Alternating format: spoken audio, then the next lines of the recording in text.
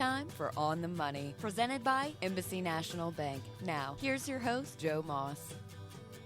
Hi, everybody. Welcome to this week's edition of On the Money, the #1 small business podcast on Business Radio X, and we thank all of you for that.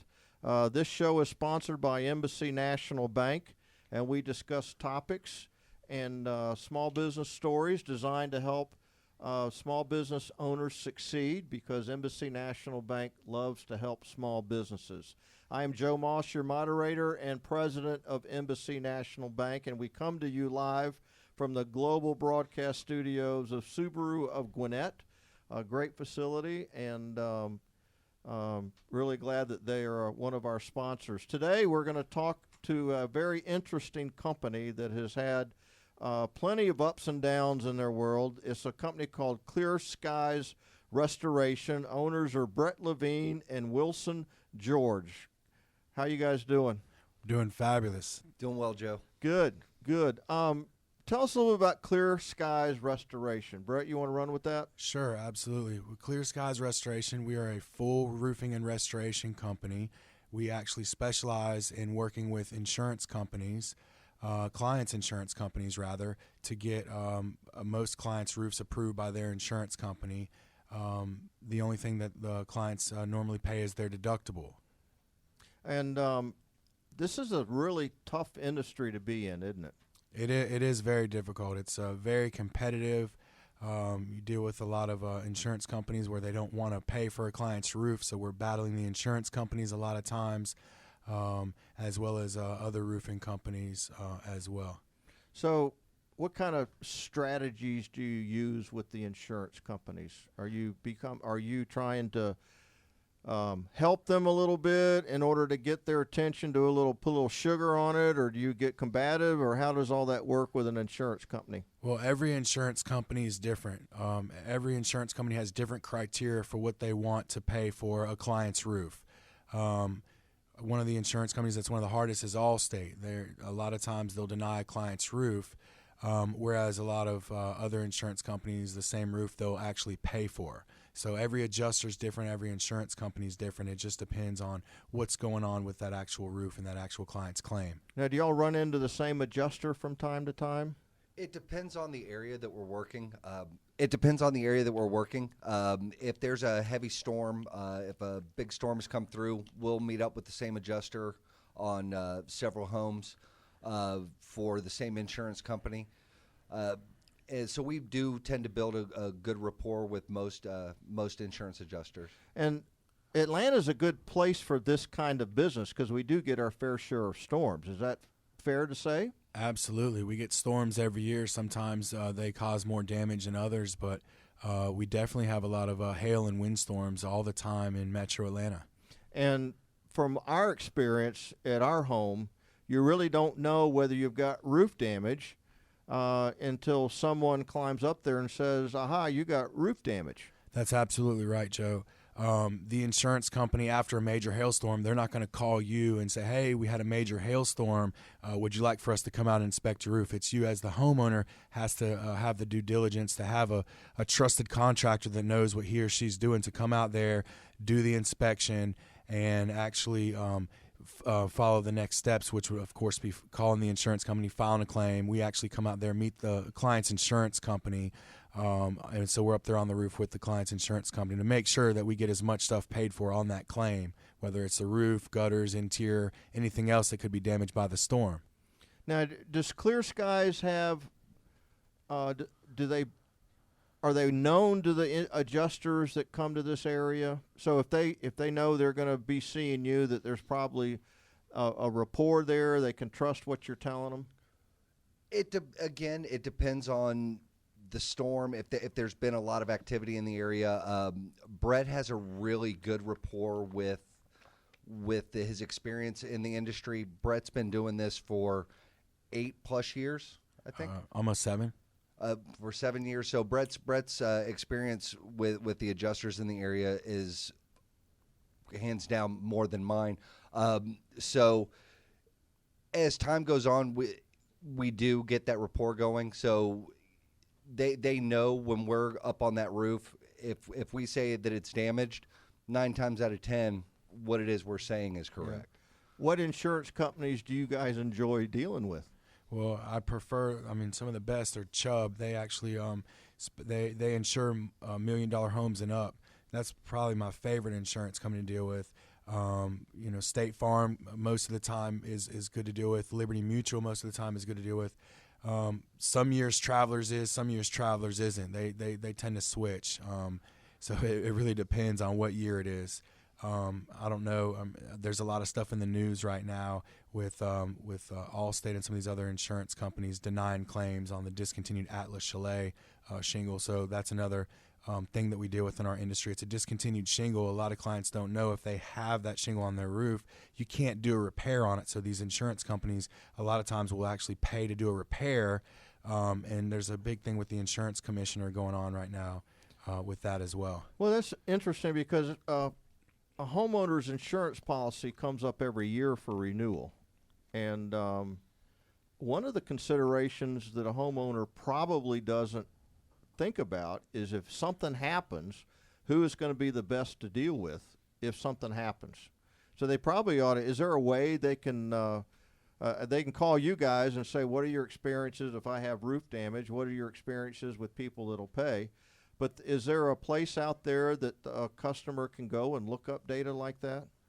As far as which insurance companies are better than others, not there may not be a database that I know. There's a lot of stuff on the internet that people Google and post as far as that goes. But unless you've experienced all the different insurance companies, because there's hundreds of different insurance companies, and there's some insurance companies that are in other states that aren't here in Georgia that I've dealt with as well. So it really just depends on how much experience you have with these actual insurance companies. Well, I would certainly, for anybody out there that's thinking about redoing their policy, they probably ought to call you and ask you, give you a little input on who some of the better insurers are in the area, because you certainly have a bird's eye view of that. Without a doubt, we'd definitely be able to help people out with that as far as that goes. Not only adding a new roof, to the house, it increases the value of the home. It's a good selling point. We work with a ton of real estate agents as well. We do free inspections on properties they may have listed, and the homeowners most of the time want to go through with filing a claim so that we can put a new roof on that house, because of course it adds value and it's a great selling point to the house as well. Okay. How did you start the business? So why did you start the business? Well, that's a great question. I actually work for another roofing company. The company was doing about $14 million a year in sales, huge company, and it was totally mismanaged, and the company sunk like the Titanic. I was actually forced to start my own company, per se.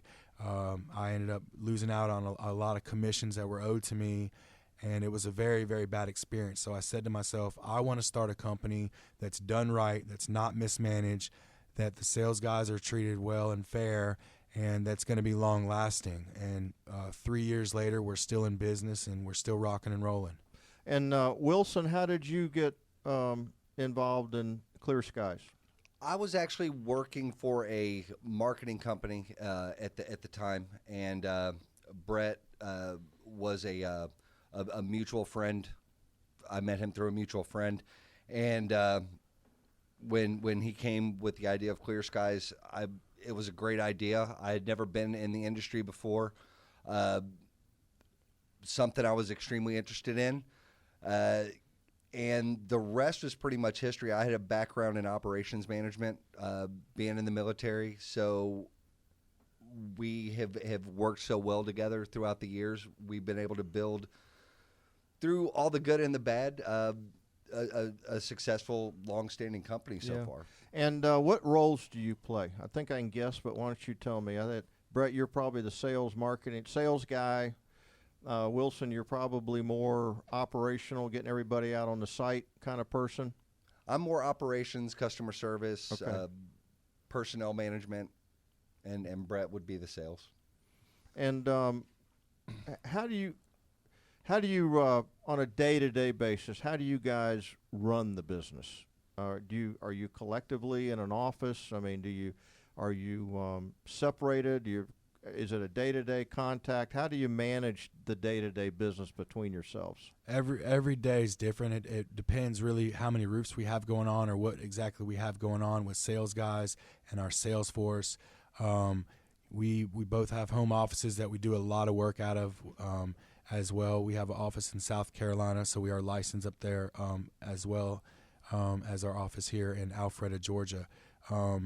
It depends on production. So we do a ton of roofing, but we also do kitchen remodels and other things in the restoration business, pipe bursts that have flooded kitchens. So we have one of those going on this week that we're dealing with. So it really depends on the customer we're dealing with, the issue with his or her home, sales guys, meeting with adjusters, because we don't know every day. We may have an adjuster meeting, but we don't know what day or time that's going to be. So when we come out to a client's house and file a claim for wind or hail damage to the roof, we don't know for a few days until when that client's insurance adjuster is going to come out there. So our day is fairly busy, and day-to-day changes a lot as well.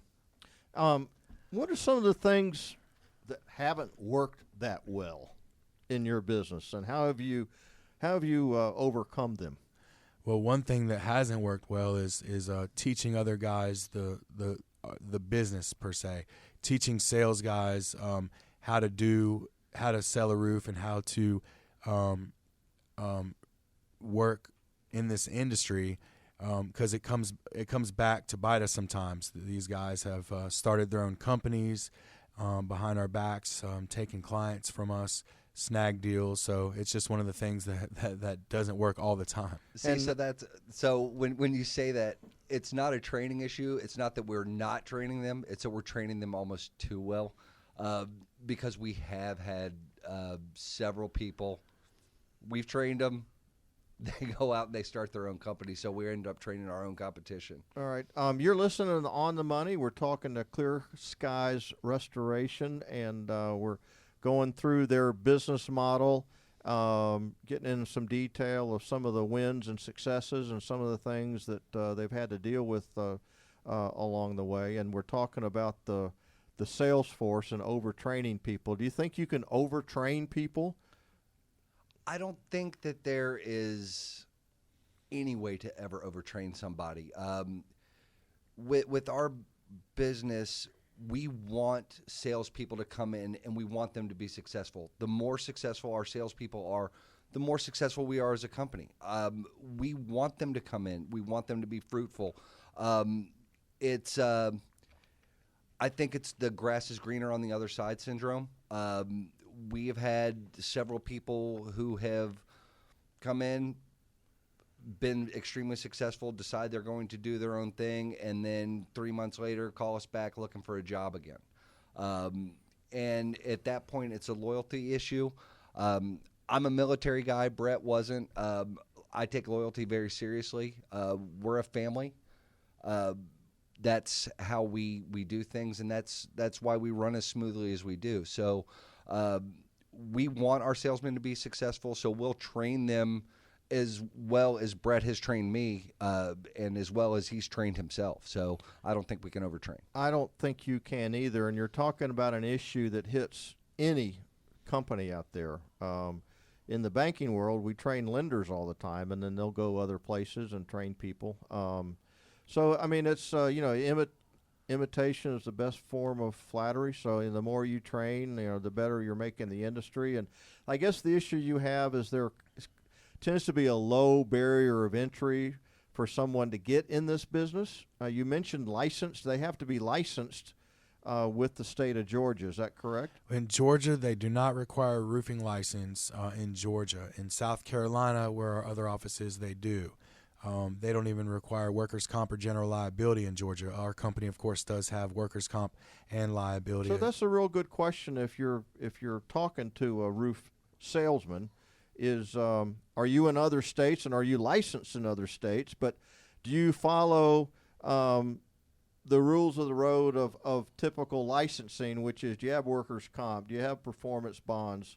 How do I know that you're just not someone with a ladder and a truck, So those are good questions to ask a potential salesman. Absolutely, and that gives a lot of roofing companies a bad name because there are, in the industry some that aren't licensed, of course, and don't have insurance and don't have workers' comp, and the guys that are doing the right thing, it makes us look bad sometimes. And do you have people sign non-competes when they start, the salespeople? Absolutely. Yeah. Have they worked? The thing with the non-compete, and as most people know, Georgia is a right-to-work state. Right.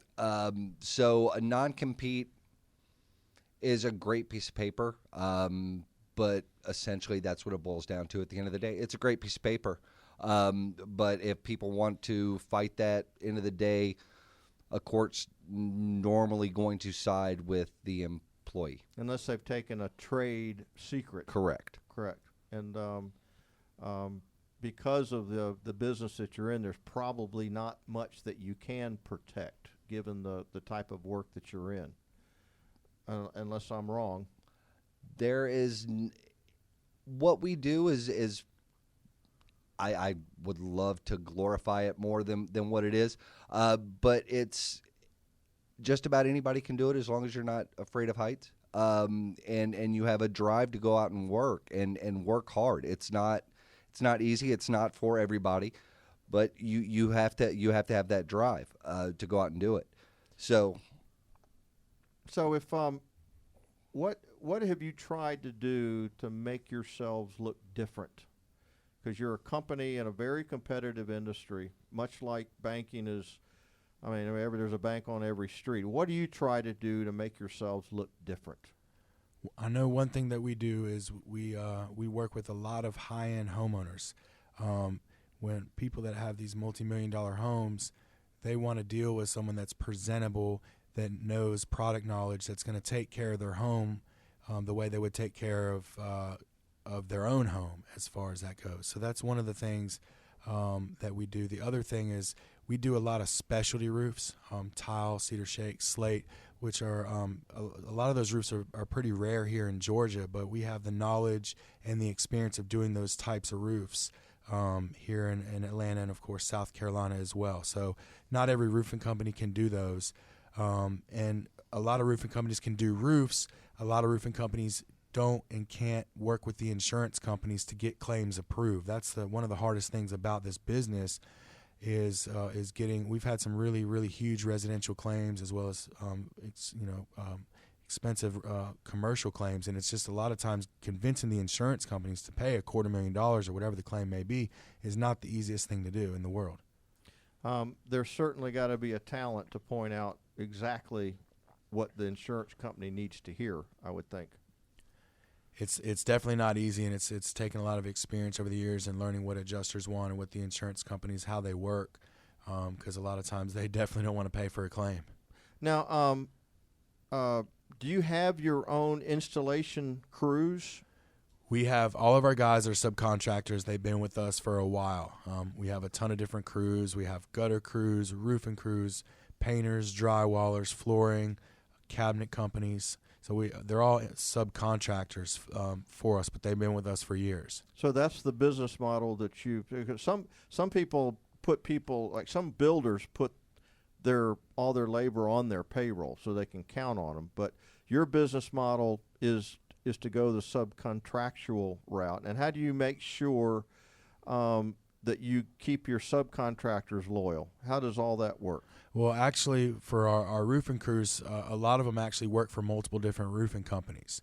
If we can only do a few roofs a week and we're slow, they want to stay busy every day of the week, 6 days a week or 7 days a week, whatever the case may be. So, which is fine, but they understand that we're giving them continuous work, so they're going to work with our schedules. And our roofing crews, they have a lot of different crews, so we're able to handle that. So when these folks get a call from you, what do you do for them that keep them loyal to you over another roofing company? We pay quick. As soon as they submit their invoice, we pay within a few days, if not the same day. A lot of companies, one of the former companies I was with, paid the subs 2 weeks. Subcontractors in this business don't like to get paid every 2 weeks. They want to get paid as soon as they turn an invoice in. Well, yeah, because they've got their own payroll to meet. Absolutely. who handles all the marketing and social media? Is that collectively done between the two of you? We actually have a great social media manager. Her name's Anna Moss, and she does a lot of social media for us. And I've noticed I got a pop-up on Facebook one day that told me everything there needed to know about you guys. So whatever you're doing seems to be really working. It's definitely working. Yeah. What other ways do you go get leads? What other methods do you use? You said you come from that business. So how do you do that? We work with a telemarketing company, and they're located out of Chicago, Illinois, and they focus in on areas that we give them either by zip code or city, according to home cost, shingle type, any specifics that we give them, age of the roof, all these things they have. They follow the dialing policies and everything else, because I was probably their worst nightmare when I vetted them. So I was very specific with the do not call lists and everything else. So, well, is telemarketing a viable way to get leads? I don't like talking to those people. With us, with the cost ratio that for the number of leads that we get, if we make one sale off the amount of leads that we get, we actually cover the cost of our leads, what it is we pay. So anything else that we get, we're good with. So we're actually on about 10, 20% return. Something like that. So Okay. we actually do pretty well with the leads, which telemarketing leads, it can be difficult. During storm season, telemarketing leads can be extremely beneficial. Okay. Because people want to hear Because they that want story. that as soon as that phone call comes in, especially if you're the first person to get it, they'll set up that appointment and we can go right out there, and then we're on that street. Do they have the ability to show that it's a roofing repair or restoration company calling? Yes, they can actually use our office number and put that into their dialer. Okay. So that's why they're picking up the call, because they see, oh, here's somebody that can help me.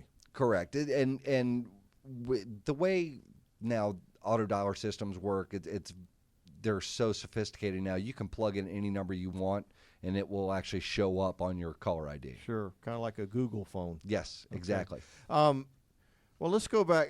So from a marketing standpoint, which I guess is so important since you're in the business, the industry is so competitive. So you use a lot of social media, which I guess is LinkedIn, Facebook, do a lot of work on your website, Instagram, and then you use the telemarketing.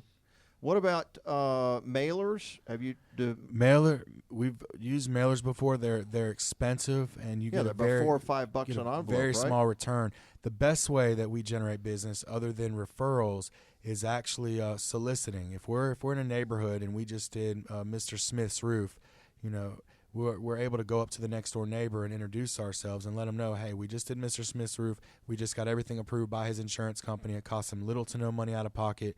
Would you like a free roof inspection? And everyone likes free stuff.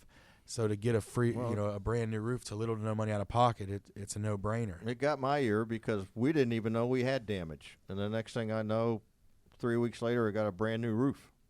Now, that was 15 years ago, but that's why a lot of folks don't know that they actually may have roof damage. Until they have an inspection done by someone that's certified and knows how to look for hail and wind damage, they're not going to know. A lot of people think, oh, my roof's not leaking, I don't have any damage. Well, the reason the insurance companies pay for full roof replacements is so that they can avoid the interior damage that's going to happen from the hail and from the wind eventually. That's interesting. So it can be preventive damage as well. Absolutely. Okay. So, hey, get a roof inspection. What do you have to lose, right? Nothing to lose at all. Nothing to lose at all. Okay. Now, when you first started, what was your mood like? Were you scared? You were nervous? Were you excited? tell us about all that. There was a lot of emotions that I had going on. I was excited because I was starting my own company and I was doing something that I love. But of course, at the same time, I was worried. Well, what if I fail? Well, what if I start this company and it doesn't succeed? How am I going to pay my mortgage? How am I going to take care of my daughter? How am I going to do all these things? So of course all that. But I always believed in myself because I'd always been successful in this business. I was the top producer at the company I worked for. I did 1.2 million in sales my first year in the business. So I had that in my mind, knowing, hey, if I can sell for this company and make X amount of dollars, I know I can start my own and be super successful as well. This is On the Money, brought to you by Embassy National Bank, and we're talking to the owners of Clear Skies Restoration, Brett Levine and Wilson George. So, Wilson, when you made the decision to come over and start with Brett, what was that decision like for you? It was really a no-brainer for me. Brett is a great salesman. If you sit down and talk to Brett for 5 minutes, Brett's very intelligent. He's articulate. When he laid down the business model, it made sense. It was definitely a moneymaker, and something that seemed to fit with my ideal. I like to wear jeans and a T-shirt every day. This was a job that I can do that with. So with that being said, and the fact that Brett's more outward going personality and my customer service aspect, he and I just mesh extremely well, and we've been able to make that work extremely well. Well, Brett, what do you think makes a good salesman? Someone that knows product knowledge and that's going to take care of the client's needs. And bingo. So they don't necessarily have to be pushy. They don't have to go for the throat. What I look for is someone that's got really good product knowledge, and someone Absolutely. that I know is going to, that I have a good feeling that they're going to take care of me. Without a doubt. And I think that's real important because a lot of folks think that sales is being pushy. But over the years, I've been told I was a good salesman, and I don't think of myself as a salesman. But apparently, knowledge and style and everything just makes people comfortable with other folks, and therefore you are a good salesman. Yes, I treat people the way I want to be treated, and I take care of the client's home just like it was my own, and that speaks volume. When we do a good job on a client's home, they refer us to their friends, their family, their neighbors, and that's kind of how we've built this business. Now, client referrals is a great way to get new business, and how active is that for you? Very, very active. Our phones ring all the time with referrals. That's where we get most of our business from is referrals. And some people think that the best way to get new business is to go out and do a lot of sales. But my experience, the best way to get new business is do a great job on the business that you have, and the rest will take care of itself. It always seems to do that. It always does. Now, do you pay referral fees to your customers? We do pay a referral fee. So, we've sent a lot of real estate agents. We've sent a ton of referral fees to them, because they know so many people. They're so networked in, so it only makes sense. But absolutely. Another client that we have that's been on the show a couple of times has got a very active client referral program, and it's just he doesn't do that much advertising. It's mostly all client referral, and in fact, in my days of consulting, we built a very successful bank consulting practice. We never did one convention, never sent out any. We sent out a couple letters, but most of it was asking someone to pick up the phone and refer us to a couple people, and it just snowballs.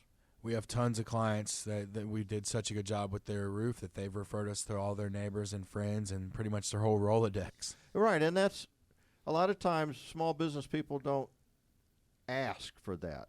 So you, at the end of the job, do you sit down and say, would you refer me to somebody? Absolutely. We do that most all the time with all of our clients because everyone knows someone. Yeah, and I think that is so powerful that a lot of folks don't even think to ask for that referral, which is kind of interesting to me. Sure. Yeah. What keeps you up at night? What keeps me up at night? In the business. In the business. Well, that's a great question. You know, this business is a very, very stressful. If a client, you know, our business is slow paying. Our proceeds come from the insurance company, so it takes a while to get paid on our jobs a lot of times because clients have checks made out to them in the mortgage company. They have to send the check to the mortgage company. Sometimes it could take 6 months or more to get paid on a job. So that's extremely stressful. Sometimes if there's a hiccup on a job, which happens, it's a construction business. Of course, that can stress me out as well. And what about you, Wilson? Heavy rain on a brand new roof will stress me out more than anything else, especially if the crew says, no, we're only going to take off half the roof today. And that is extremely stressful, wondering if the roof's going to leak or something else, because it ends up falling back on us as a company. Once we put hands on that roof, it's our responsibility. So Brett and I take a lot of care. So we're always out on these jobs. From the second a crew's there, we're probably the last people. One of us is one of the last people there to make sure that everything's secure for the evening, no nails in the driveway, and what we call dried in. So there's either roofing felt and or shingles or tarp in place if there's a threat of rain. And going back to the cash flow issue, I think everybody needs to listen to this. Because what I heard earlier is when the installer gets done, you got to write him a check because he's got all those mouths he's got to feed. That's correct. You don't get paid 3 to 6 months, sometimes even longer. Sometimes, that is correct. Okay. How do you bridge that? What type of methods do you use? Well, I'm very frugal, and there's been some weeks where it hasn't been enough money to pay me, but I make sure my subcontractors and my operations manager and everyone underneath me gets paid. Okay. And it's part of being an entrepreneur. Do you all use debt? I haven't. I have access to it, but you know, I have business lines of credit if need be. And Wilson, are you involved in the financial piece of it, or just operations and marketing? I enter in some of the information into QuickBooks. We do have a financial firm that we utilize to keep track of most of it. So you've been able to do all this out of cash flow. Yes. Are there instances where you think using debt would be better? No, I would prefer to do it out of cash flow because I don't have to pay interest, and I know that it's paid and done for. And you're very your business stops if it rains. Is that fair? So if I got if like a month ago, how many days in a row did it rain? A month straight almost. It seemed like it does stop. Things stop. And but despite all that, you've been able to keep all this going. Is that is that an indication of your frugality? That has a lot your to do business model, et cetera? That has a lot to do with it. There's other things that we do. Just because it rains doesn't mean we don't stop working. We're on the phones with insurance companies trying to settle claim. Wilson's on the phone with mortgage companies trying to get money released. I'm figuring out ways how to drum up new business when the rain clears. So there's a lot of stuff that we do, even though when it rains. And there's other areas of Georgia where it's not raining. That's true too. So I just keep thinking of Georgia. A lot of this is a problem everybody has. Everybody just thinks of Georgia as Metro Atlanta, but we got a pretty big state. I guess there's damage everywhere, right? Correct. So other than Metro Atlanta, where have you managed to hang your hat? Albany was probably the largest the past year. We were down there for 4 or 5 months. Maybe longer than that. Yeah, we did a bunch of roofs. We did a lot of churches down there. We did a lot of work in Albany, Georgia. How did you get into that market? We actually some of our sales guys that we had actually were from Albany. Okay. So when the hailstorm hit there, they knew everyone and their brother down there. So we went down there and just started selling roofs and got referrals. We have a few close friends that actually live down there and just worked for referrals and did a very good job down there. A lot of people in Atlanta don't even know where Albany is. It's tough to get to, isn't it? It's a 3.5 hour drive. It's not a fun drive, I'll tell you that. And it's not down the interstate. No, you got to take some back roads to get there. Right. Okay. And you mentioned going into South Carolina. What drove you to that particular strategy? When I first started in this business, when I worked for the other company in 2010, a huge hailstorm hit Greenville, South Carolina.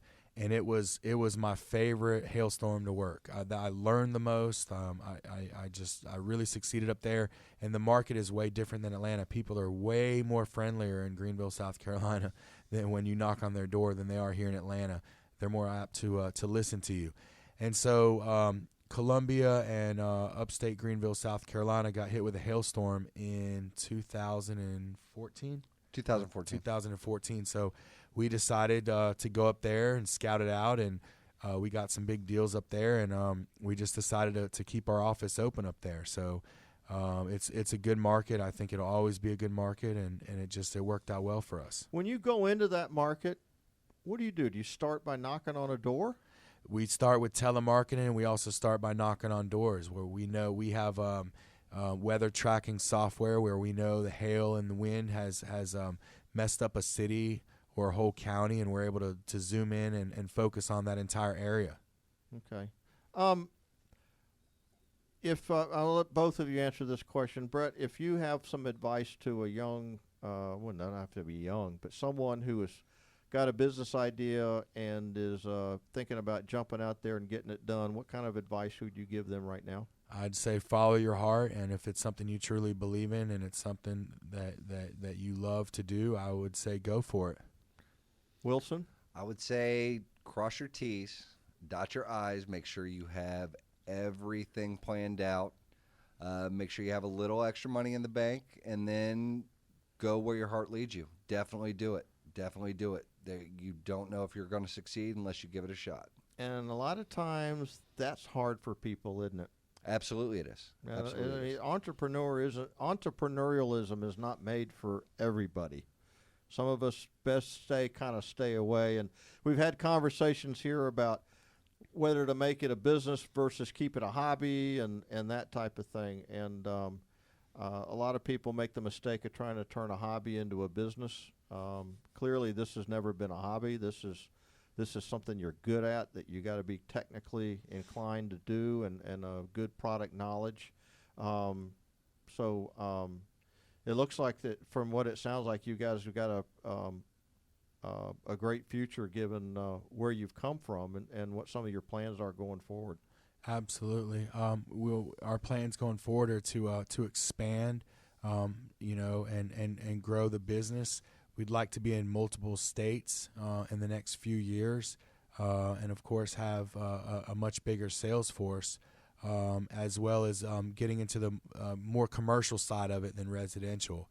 There's a lot more money in the commercial side of it than there is residential, so we'd like to do a lot more commercial as far as that goes. And what about the actual non-weather-related restoration business?